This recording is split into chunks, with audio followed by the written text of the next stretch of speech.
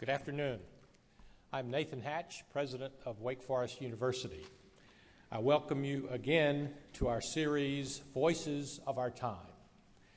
We are in the second day of a three-day conference entitled Immigration, Recasting the Debate. Together, we're exploring the challenges of the U.S. immigration issue with some of the nation's leading immigration policy experts and scholars. During the next two sessions, our panelists will explore the impact of immigration on the U.S. economy, as well as the specific effects of Mexican immigration on our North Carolina economy. I note that Alan Joines, the mayor of Winston-Salem and a great friend of higher education, will be introducing the next session.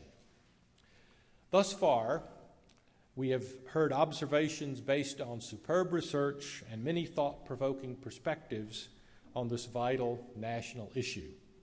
So let us continue the conversation. I'm pleased to introduce one of the co-chairs of this conference, the Worrell Professor of Anglo-American Studies here at Wake Forest, Dr. David Coates. David.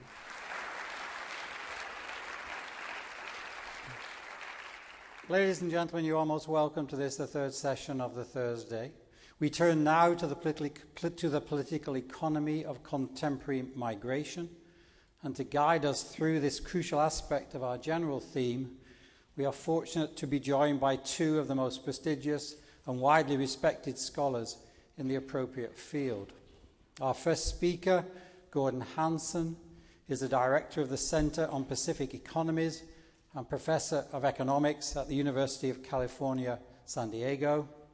Professor Hanson has published extensively in the top academic journals of the economics discipline, and his most recent book is entitled, Why Does Immigration Divide America? Public Finance and Political Opposition to Open Borders. Professor Hanson. So I'd like to thank Wake Forest University for the opportunity to be here with you today and to address this issue, which has really captivated the public imagination.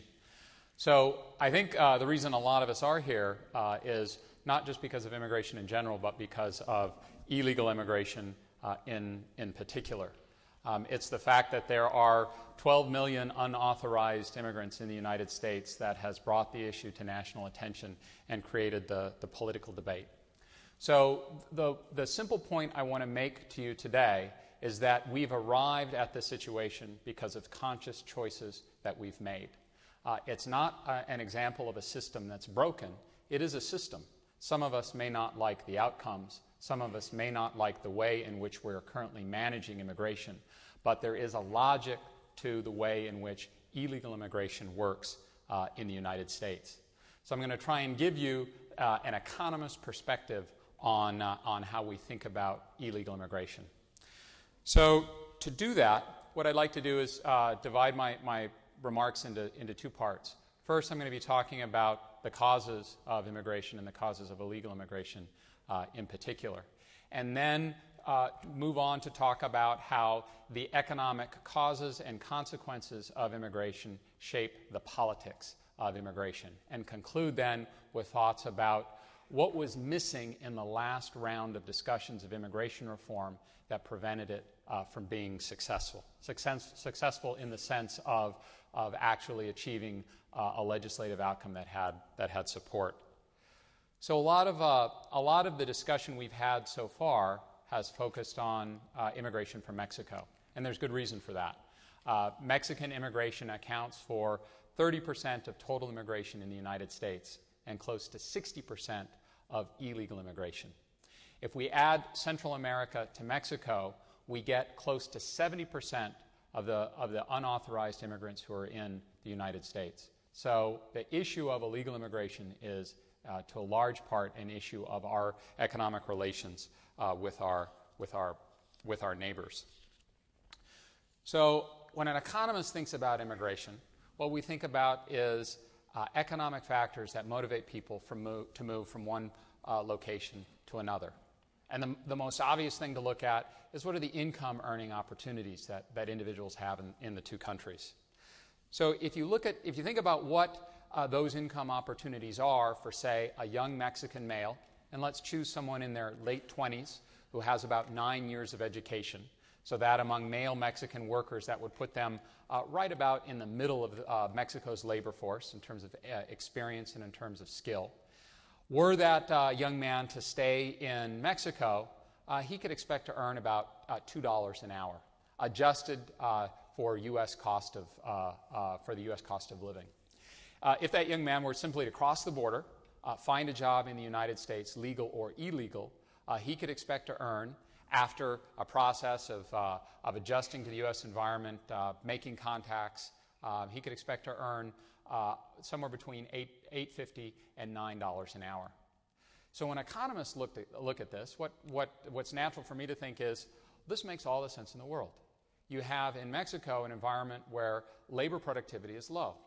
And if we simply take the same individual and move that person across the border, we're moving him to an environment where his labor productivity is high.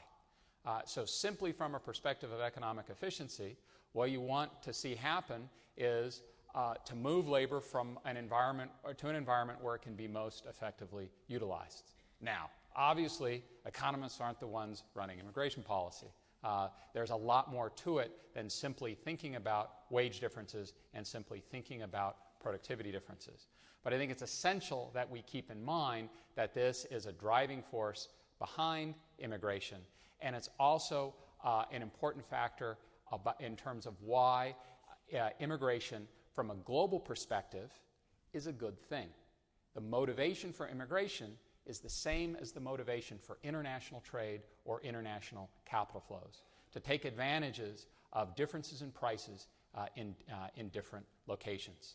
Now, if it were as simple as that, we could manage migration in the same way we manage trade. But of course, it's not as simple as that. When you're talking about moving people, many other issues come to bear.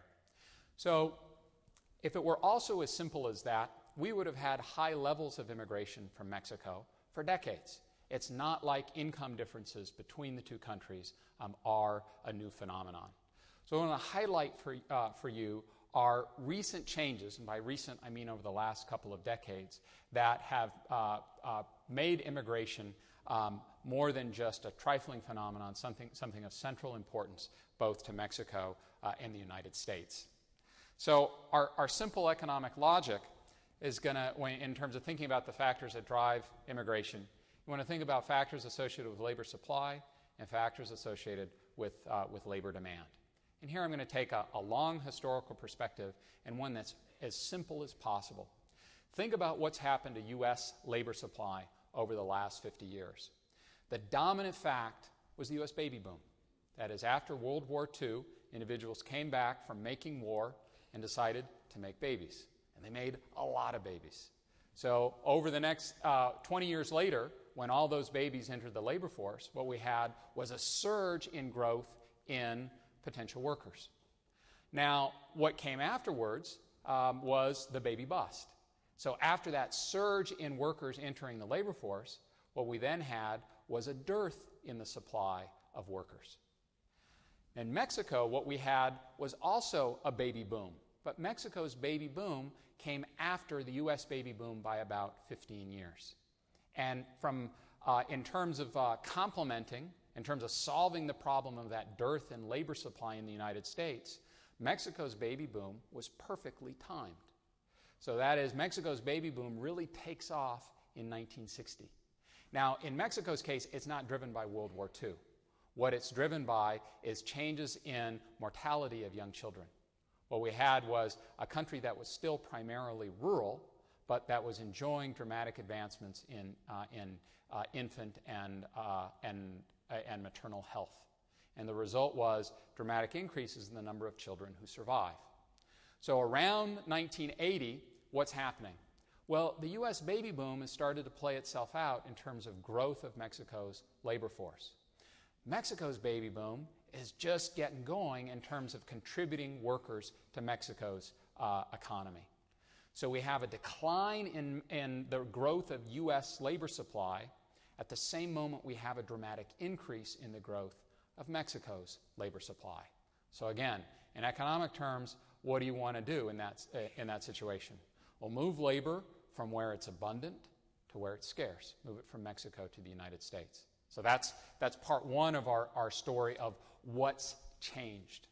And so again, to emphasize how things are different today than they were 30 years ago, in 1970, a little over 1% of Mexico's population was living in the United States.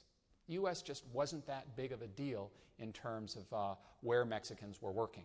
Now, as we heard this morning, Mexican migration to the United States is a long-standing phenomenon. So it's not to say that Mexican migration is new, but the scale is new. Around 2005, you got about 12% of Mexico's population living in the United States and about 15% of its potential labor force.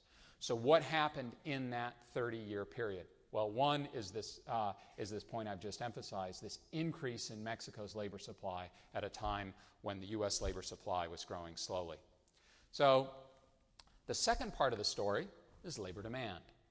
Around 1980, what happened was Mexico's economy, after a couple of decades of decent growth, entered a period of stagnation. And we can mark the date, August 1982. That's when Mexico's Minister of the Treasury called up the U.S. Secretary of the Treasury and said, sorry, but it looks like Mexico is on the verge of defaulting on its loans. From that point forward, Mexico experienced about a decade and a half of tremendous macroeconomic instability, marked by three major currency collapses, 1982, 1987, and 1994. So the timing of this for migration couldn't have been worse or couldn't have been better, depending on your perspective, in that you see this collapse in labor demand in Mexico right as this new generation of Mexican workers are entering the labor force. So the timing is really pretty phenomenal. 1980 was when that generation, the first Mexican baby boomers, are entering the labor force in large numbers. In 1982 is when the economy just stops growing. So if you look at average income growth in Mexico since the early 1980s, it's almost flat. That means there has been very little in the way in improvements of the standard of living in the country in over 2 decades. So now this takes us back to why is that scale of immigration so much larger today? Partly it's the number of people, but partly it's those wage differences. But also it's the expectations of those young workers. It takes a great deal to get people to leave home. Okay? So simply having differences in wages between locations isn't enough. People like to live and work where they're born. In Mexico's case, what we saw was large wage differentials during much of the 20th century were sufficient to cause migration, but nothing like the migration we've seen in the last 2 decades. So the importance of that collapse in growth in labor demand in Mexico in the 1980s and the fact that it lasted for so long was it created negative expectations among Mexican youth about their future in Mexico. So as we look forward, there's sort of good news and bad news here. The good news is that thinking about Mexico's labor supply, Mexico's baby boom has played itself out. Fertility rates in Mexico have plummeted from around 6.5 children per woman in 1960 to about 2.5 today. It's a dramatic decline, an unprecedented decline in fertility. So what does that mean looking forward? Population pressures in Mexico have eased greatly. But what hasn't changed yet? Well, we haven't changed expectations on the part of young Mexican workers in terms of where will their economic future be brightest. And so that's the big question mark over the coming decades. If Mexico is able to generate some decent economic growth, what we're going to see is less pressure for migration, suggesting that we might have lived through really an exceptional period. But that's a very big if. So that's one part of the economics of migration, is simply about population pressures. What's happened to labor demand and labor supply at a national level in Mexico and the United States. Now, I've left Central America out here, which is our second big region for illegal immigration, but a lot of what I've said about population pressures and the collapse of labor demand in Central America, in Mexico, would apply to Central America as well. The story's not as clean and simple as that, but there are plenty of parallels. The second big part of that story, in terms of what's driving migration, has to do not just with the numbers of workers, but their skill levels. The second important fact about the baby boom is not just that it was big, but that it was a population that was very intent on educating itself. So what we've seen over the last 4 decades is a dramatic decline in the number of American workers who have very low education levels. In 1960, 50% of U.S. workers had less than a high school education. Today, that number is 8%. We have educated ourselves out of low-skilled jobs. Now, in Mexico, what you have is a very different environment. Now, educational attainment in Mexico is rising as well, but it's rising much more slowly. In Mexico today, about 70% of workers have less than 12 years of education.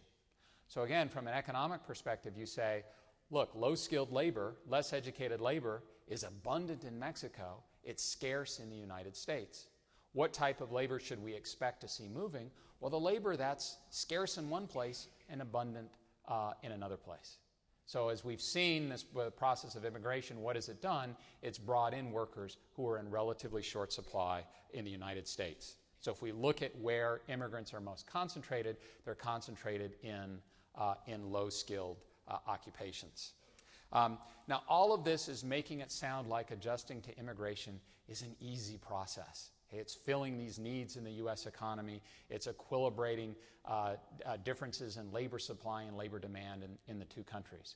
But of course, we know it's not as easy as that. When you bring in lots of people from somewhere else, and you bring in people with different backgrounds, different skill levels, different income levels, it creates friction, it creates conflict.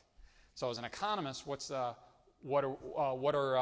the sources of conflict and friction we're going to look at? Well, it's demand for resources, and in particular, demand for resources provided by the public sector. What's going to be the fiscal impact of that immigration? Now, much of the popular discussion of immigration's fiscal consequences focuses on uses of public assistance and the welfare system. And in a sense, it's an old debate, because as a result of U.S. welfare reform in 1996, we made non-citizens ineligible for most forms of public assistance. Not their children, but we made immigrants themselves ineligible for most forms of public assistance. That doesn't mean that we negated the public finance consequences of immigration.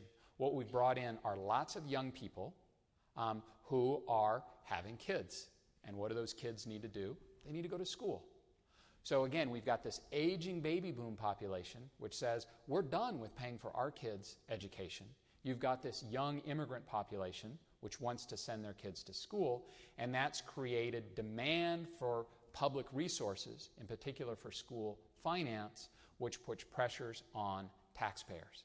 And when you're asking one group of taxpayers to pay for services that another group of taxpayers is going to receive, you're going to get conflict. So public education is where we see this conflict most markedly. 47% of school-age kids in California today have immigrant mothers. That's really a profound fact. So what fraction of state tax revenues are paid for by immigrants? A much lower percentage. So with all the economic benefits of immigration in terms of bringing in labor that's in short supply in the United States, we also have conflict over resources, which is what adds to the political conflict. So to step back then and say, what are the consequences? Who's winning and who's losing from immigration? In the winners category, we have employers who are getting access to lower wage labor than they would have gotten access to otherwise. We have consumers who are able to buy goods and services, in particular non-traded services, house care, child care, yard care, home construction, at lower prices than they would otherwise. And we have lots of evidence to support that employers and consumers are benefiting from immigration. We also have the migrants themselves who are left out of the debate oftentimes because they're individuals without a country. They aren't represented in the sending country in Mexico, nor are they represented here. The lion's share of the gains from migration go to the migrants. So now, as an economist, you say, well, it doesn't really matter. From a global level, we're getting, there are improvements in economic efficiency that come from migration. What does it matter who gets it? Well, in terms of the politics, it matters a great deal who gets it. As far as the losers, what we have are two groups. Workers who compete with immigrants for jobs, not all workers, but in particular workers who compete with immigrants for jobs, and taxpayers who pay for public services that immigrants use. Now, let's add all of this up and see what the net impact on the U.S. economy is. So I'm not going to take you through the calculation in brutal detail, but reasonable estimates are going to come up with a net income gain to the U.S., that is, adding those gains to U.S. employers, those gains to U.S. consumers, subtracting off the income losses to workers who compete for immigrants, is going to come up with a number that's on the order of 0.2% of U.S. GDP. 0.2% of U.S. GDP. Now, could it be 0.3? Sure. Could it be 1/10? Sure. Could it be 10 times that figure? No. Now, what about those fiscal consequences? Again, back of the envelope calculations that are subject to lots of caveats. A reasonable estimate would put that fiscal cost at about 0.3% of U.S. GDP. Could it be 0.4%? Sure. Could it be 0.2%? Easily. Could it be 10 times that figure? No. So then we add that 0.2% to that, subtract off from that 0.2%, that 0.3%. What's our net impact? 0.1% of GDP. Now, that number is so small, you can't say with any confidence that it's different from zero. So what does that mean? The net economic impact of immigration in the short run looks to be very, very small. Now, the politics, however, are not about that net impact. The politics are about the winners and losers. The politics are about the groups that feel that they are negatively affected, wanting to change the current environment. So how does this then shape how we think about the process of immigration in the United States? Well, what we have then are groups who want immigration to happen, employers in particular, who've been vocal advocates of low-skilled immigration for decades now, and those who are opposed to immigration. And this is a diverse group. It includes individuals who are concerned about illegal immigration because it's illegal, so your law and order crowd. A group that's concerned about the tax consequences of immigration, so we can think of as our fiscal conservatives, our anti-tax crowd. Those workers who feel that they are negatively affected by immigration. So you've got groups on one side saying, employers saying we want access to this labor, groups on the other side saying, no, that unfettered immigration is bad for us. So what do we get? What we get is a compromise. And that compromise has resulted in a two-tiered immigration system. So you can think of that first tier as being what is our system of legal immigration. That legal immigration is regulated by quotas and by what you can think of as a selection criterion. That is saying, what are the types of individuals we're willing to admit to the United States? When it comes to legal immigration, that means family members, and primarily, and secondarily, higher skilled individuals. What's special about those folks?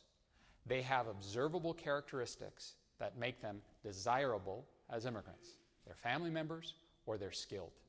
Now, what about other folks? People who don't have those observable characteristics, but whom we still might want to admit as immigrants because they're going to make a valuable contribution to the U.S. Well, in the current environment, they're relegated to illegal immigration. What's the logic there? Well, illegal immigration isn't easy. right? It's physically taxing, it's economically taxing. If you want to cross the border and you're going to pay for the services of a smuggler to do so, it's going to cost you on the order of $2,000. And once you're here, it's not like you can have a free and easy existence. You need to make sure that you don't get arrested. You need to make sure that you don't create too much of a public spectacle of yourself. So there are constraints on your behavior. And what does that mean? We've designed illegal immigration in a way that selects individuals who come here because they're motivated to work. You aren't going to get public benefits. You got to pay money, and you got to pay. Expend time and energy to cross the border. So our current system is designed to select people who are motivated to be part of the U.S. economy. Now, the fact that they're illegal means they don't get access to many benefits, and that mitigates the fiscal consequences of immigration. So there's a logic to it. Now, a lot of folks may look back and say, fine, there's a logic to it. I still don't like it because it's illegal.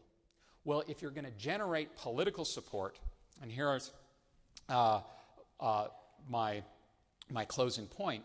If you're going to generate political support for reform, you've got to replace it with a system that preserves the logic of the current system. If you want to get rid of the illegality, you've got to maintain the mechanisms that help attract motivated workers who want to play a positive role in the U.S. economy, which is what our current system of illegal immigration does right now. So the current proposal that we just battled through last spring involved a closing of the border, the granting of an amnesty, and the expansion of the temporary immigration program.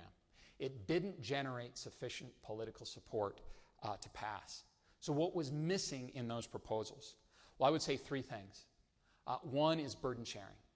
That is that there are fiscal consequences from immigration. And if a reform package doesn't address those fiscal consequences, it's going to face opposition from individuals who feel like they pay the tax bill of current immigration today. The second thing reform was missing was flexibility.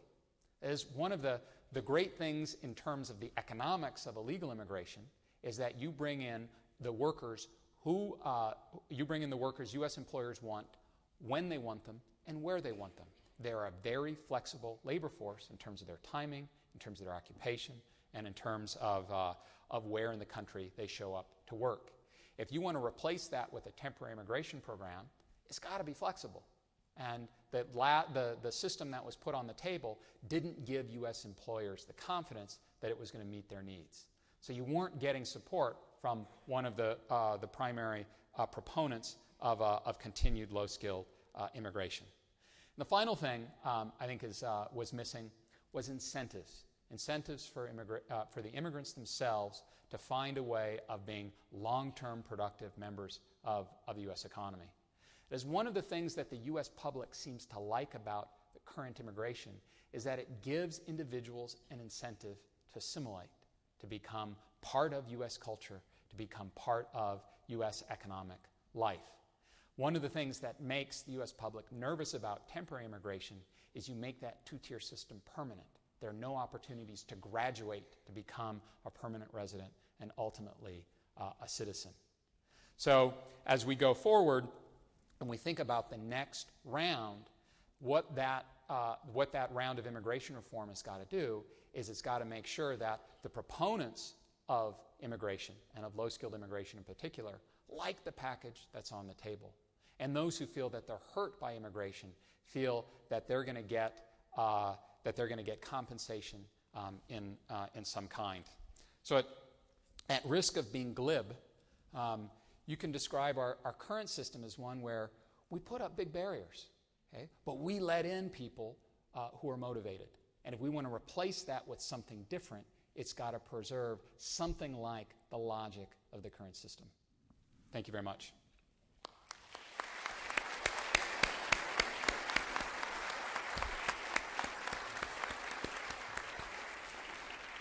Thank you, Gordon. There's much there to talk about later on. Thank you. Our second speaker this afternoon is Alejandro Portes, who's a Howard Harrison and Gabrielle Snyder-Beck Professor of Sociology at Princeton University. During a long and distinguished career, Professor Portes has taught at many universities of distinction, including Oxford University, Johns Hopkins, Duke, and the University of Miami. He has written and published widely. His work is extremely well known and respected, and amongst his best-known publications are The Economic Sociology of Immigration, and with Ruben Rumbart, the very widely used Immigrant America, a Portrait. Professor Portes, you are most welcome. Thank you.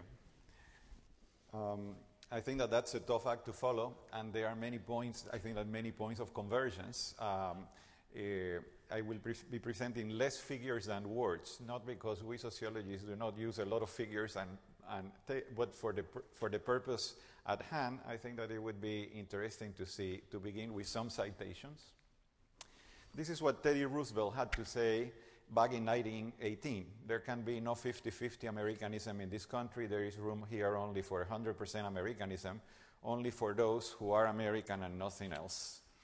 It is a common observation in the sociology of immigration that periods of high immigration are invariably marked by a tide of nativist resistance that characterize the ways of newcomers as a threat to the integrity of national culture and a source of decay of the qualities of the native population.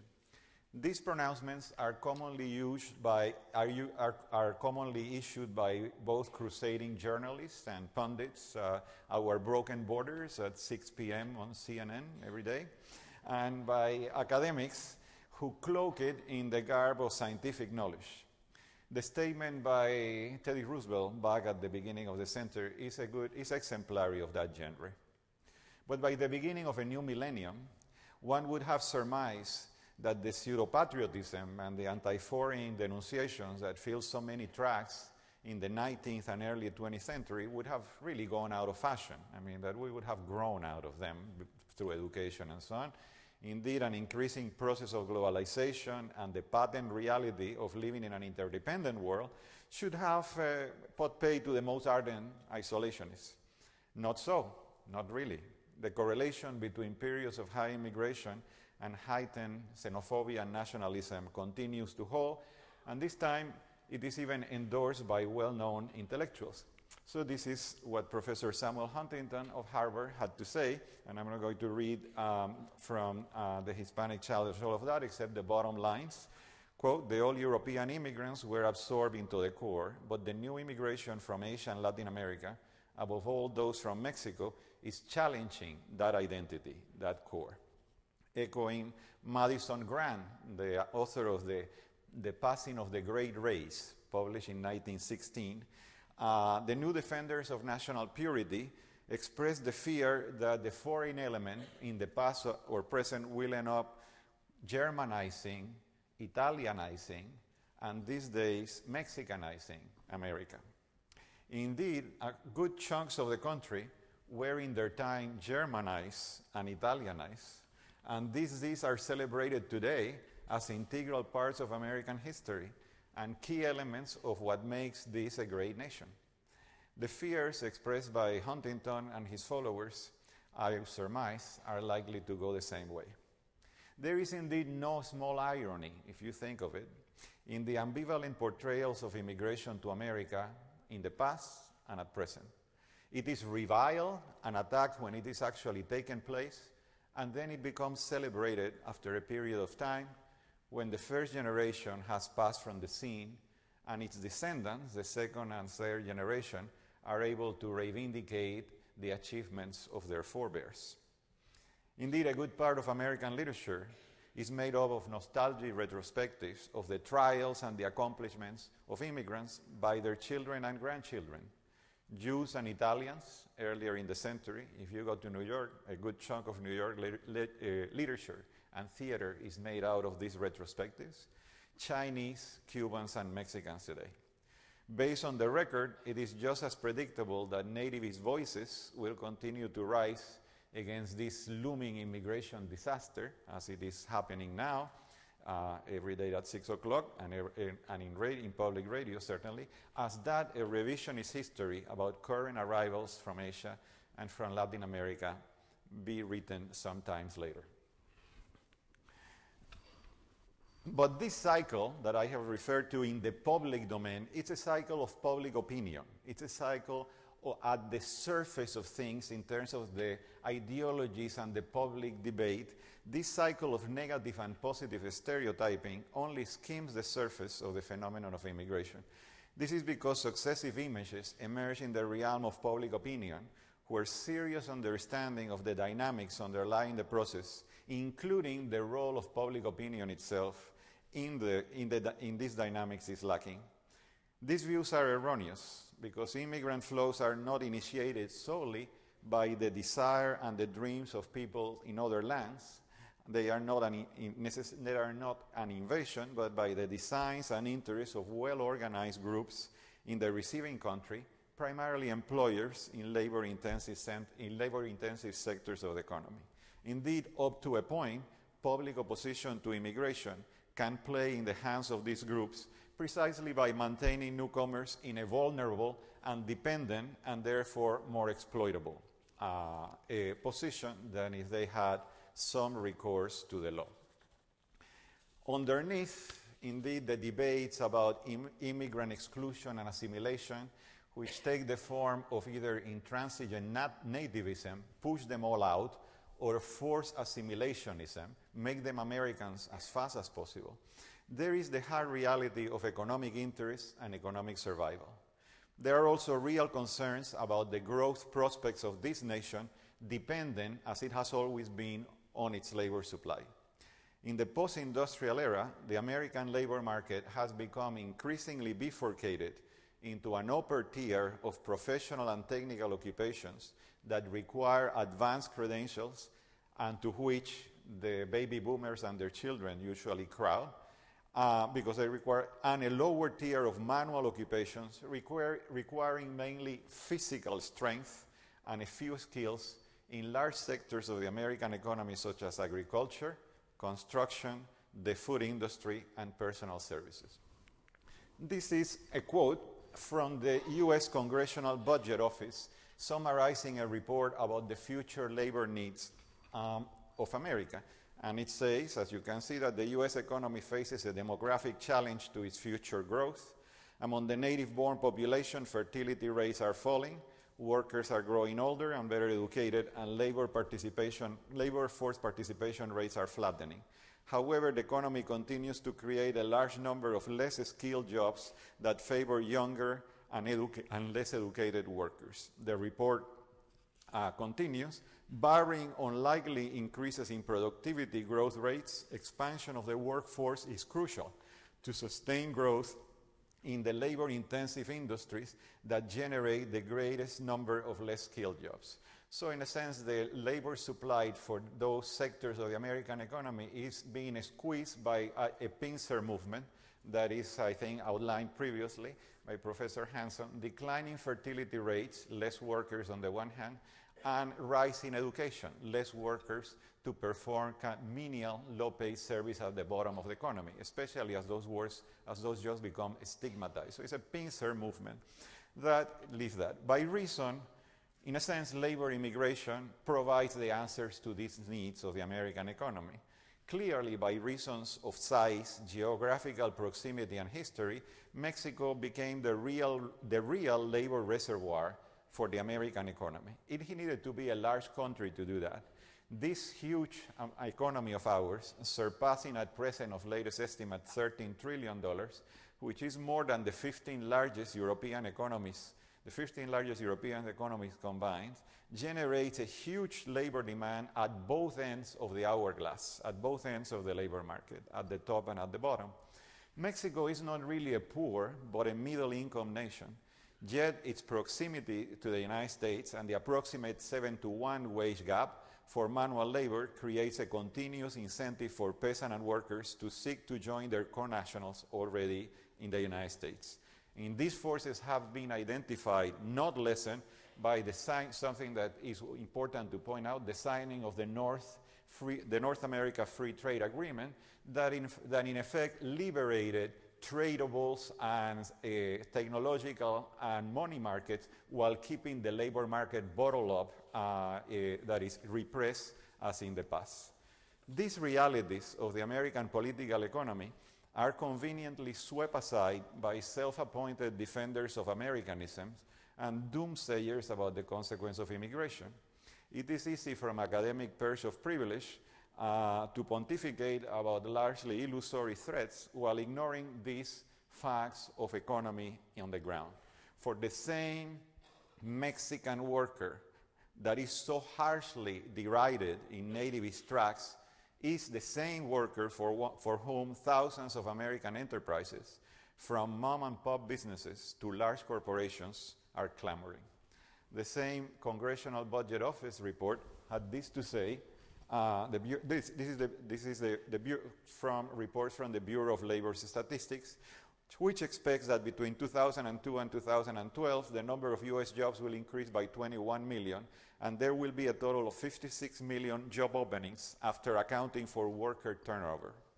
Many of these jobs will favor workers with age and educational profiles that is young and less than high school education, for which the native-born labor force is certainly not well matched.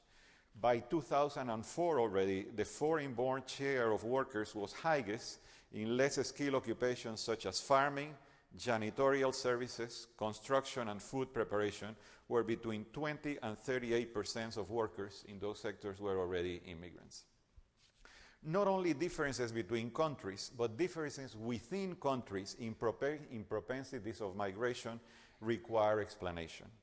And the main alternative explanation at the level of differences within countries is based on the sociological concept of social networks. That is, once an external event such as the presence of labor recruiters or the diffusion of information about economic opportunities triggers the departure of a few pioneering migrants, the migration process can become self-sustaining. It's what economists call a path-dependent process through the construction of increasingly dense ties through social space. The return of successful immigrants and the information that they bring facilitate and make cheaper and easier the journeys of others. To the extent that migration abroad fulfills the goals of individuals and families, the process continues until the point in which it becomes self-sustaining. During the 1980s and 1990s, a team of US sociologists led by Princeton, by my colleague Douglas Massey, applied the concept of social networks to account for the differential migration propensities of a large number of Mexican communities. He classified these communities into 4 stages, from the stage where migration was exceptional to that where it had reached a mass or normative level.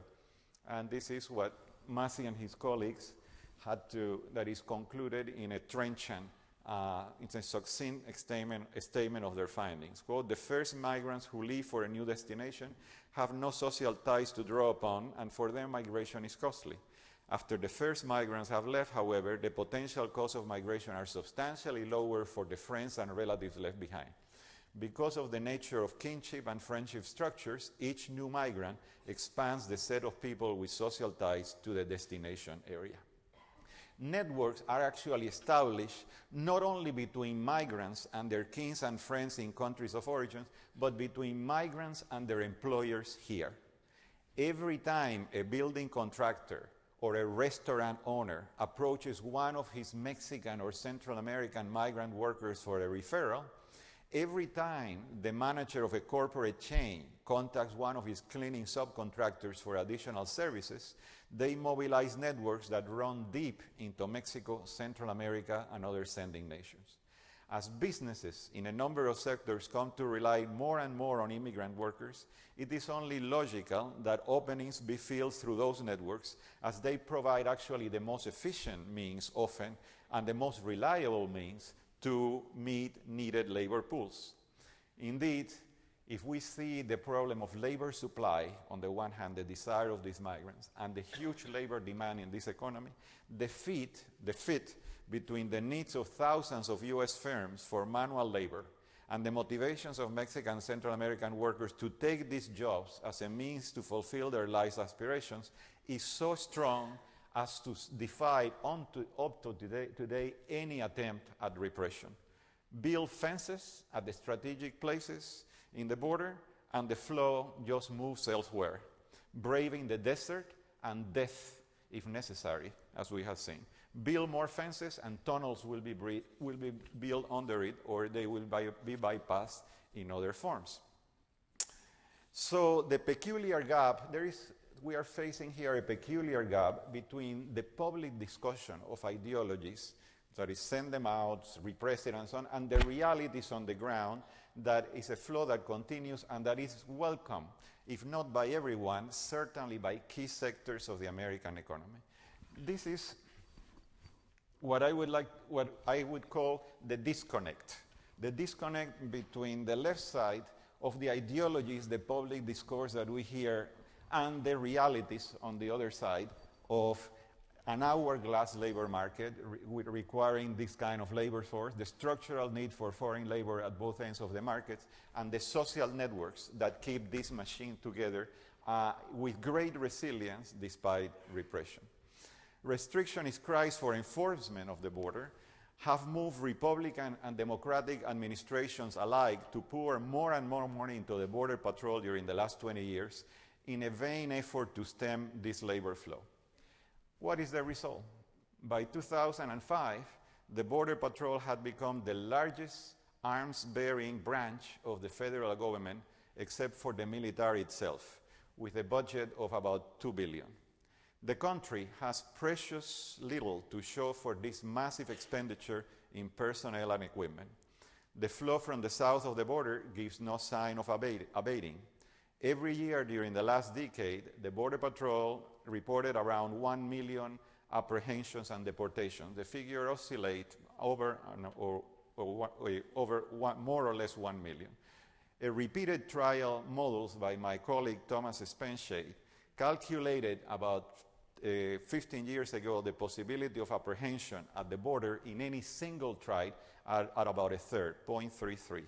But immigrants try and try again, so that by the third try, almost every migrant manages to cross successfully.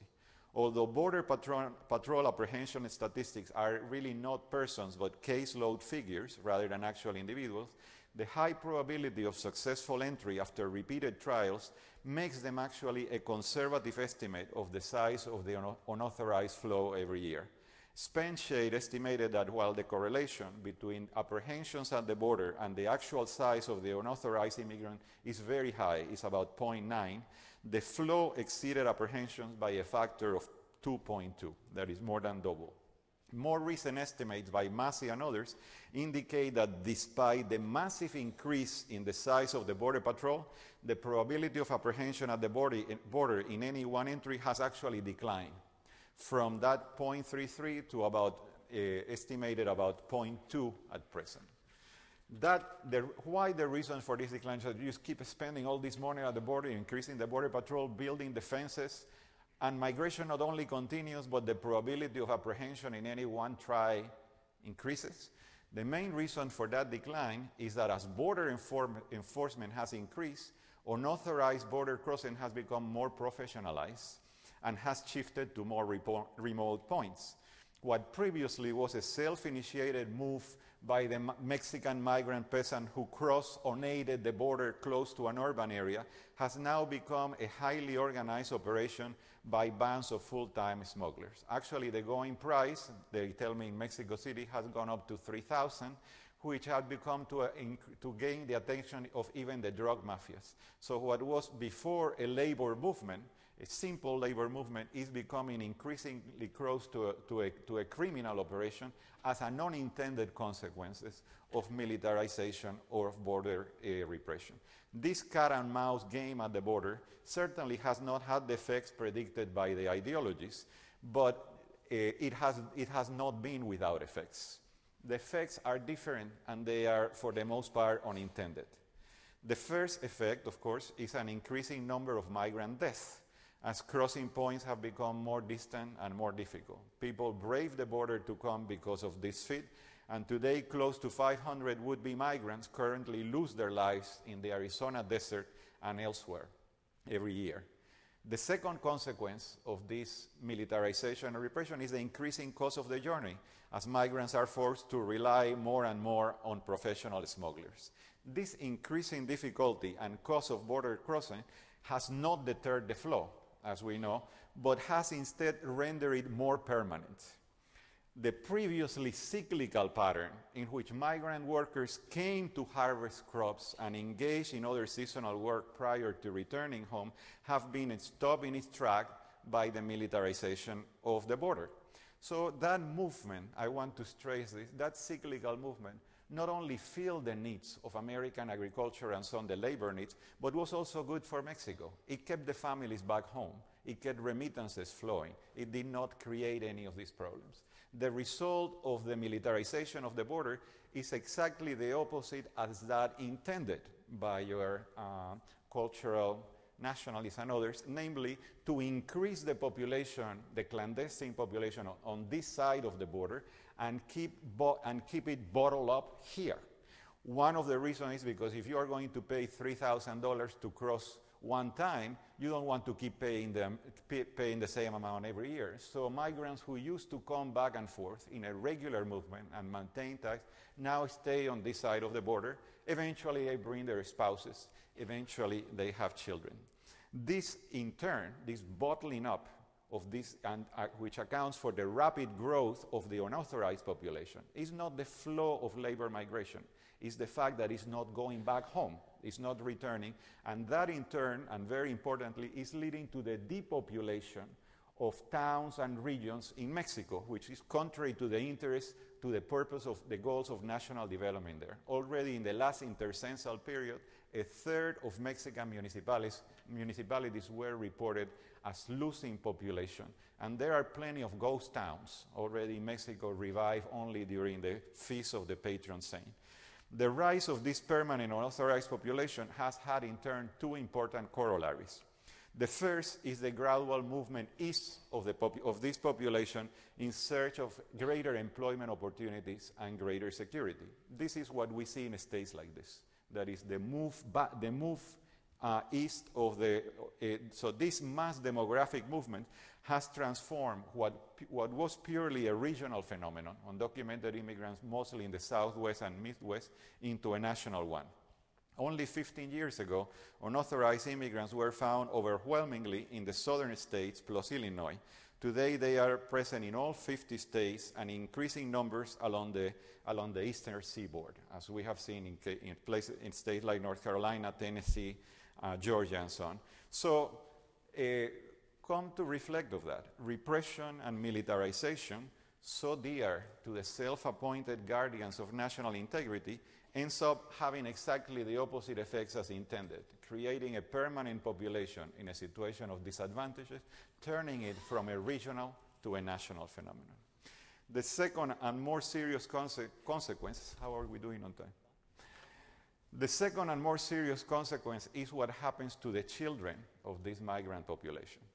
The decision of unauthorized workers who cannot return to bring their families along is the key factor underlying the emergence of a second generation that is growing up in conditions of severe disadvantage. This is not necessarily for meeting the labor needs of the economy, and it's not desirable for Mexico either. It's an undesirable consequence of keeping this population bottled up here. Children of these migrants do assimilate as they grow up to American values and aspirations, but with very limited material and social resources to achieve them. Evidence from a number of recent studies, including the Children of Immigrants longitudinal studies, show very clearly that these youth are at risk of downward assimilation, compounding the spectacle of poverty, despair, and crime in the nation's inner cities. The percentage of children of Chinese and Korean immigrants that by age 24 have been arrested or incarcerated for a crime comes to about 0%. The percentage of children of Mexican and Central American immigrants who by age 24 has run into the law and have been arrested or incarcerated for a crime comes to about 20%. Compare that figure with the percentage of African American youth aged 18 to 40 incarcerated between ages 18 to 40, which is 26.6% nationwide. So with about 16 years more to go, we are looking at clear consequences of this pattern of a second generation growing up in conditions of severe disadvantage. This self-fulfilling prophecy is, in my view, the gravest consequence of the repressive policies of the past. But despite their patent failure, ideologies in Congress and so on claim for still more fences, a sort of Chinese wall around the United States to keep all foreigners, and especially Mexicans, alive, especially Mexicans, the citizens of a Christian and friendly nation with which the United States has signed a treaty for free trade and increasingly close economic integration. There is, it seems to me, a better way, and it would consist in bringing the unauthorized labor flow above ground and regulating it. As seen previously, by reasons of history and geographic location, Mexico has become the de facto low-skilled labor reservoir for the American economy. So you cannot do an immigration reform program that is universal and concerned with all categories. You have to do a bilateral labor management program with the active cooperation of the Mexican state. This is a question between these two nations, because the overwhelming flow of undocumented migration comes from or through Mexico. And the attempt to legislate universalistic messages just confuses the picture. And the exclusion of participation by the government of the sending country, not a powerless government, I would add to say, it also adds to the probabilities of failure of the reform, as the last attempt showed very clearly. A temporary labor migration program with provisions for permanent settlement for those who want to stay, but also strong incentives for return, and will be the key to restore the cyclical pattern of migration that is clearly in the interest of both the United States and Mexico. That was completely omitted from the last proposal, because in Washington circles there is the assumption that every migrant who wants to come to the United States wants to stay here forever. That is actually not true. Most Mexicans, but first we have the earlier cyclical pattern of migration in which people were content to come and return. And even today you have proof of that in the fact that legal Mexican immigrants continuously go back and forth. Many stay and establish residence in the United States, but many go back. It is their choice, as it were. And that is incentives for this cyclical pattern, good for Mexico, good for the United States, were absent from the law. Today, as in the past, to conclude, let's see if what I have something left. Well, just wanted to remind you of what I had said before. To conclude, today as in the past, the United States is a nation of immigrants. While there is no denying that the process of integration has met difficulties and challenges, it is equally undeniable that the country would not occupy the paramount position that it has in the world today without the millions of foreigners coming to its shores and their children. Restrictionists and forced assimilationists there have always been. All these forces back in the at the beginning of the 20th century with Madison, Grant, and Roosevelt, today with the characters that we know. But more useful than continuing to pay attention to this lamentable choir is to reflect on what policies can resolve the most important problems confronted by immigration today, so as to maximize its contributions to the country and ensure both economic growth and social stability on both sides of the border. The last issue of the journal, called The American Prospect, contains an article with a detailed set of proposals for a new legislation, or for a temporary labor program that would seem viable and follow in this line. So those who are interested, I invite you to take a look. Thank you very much.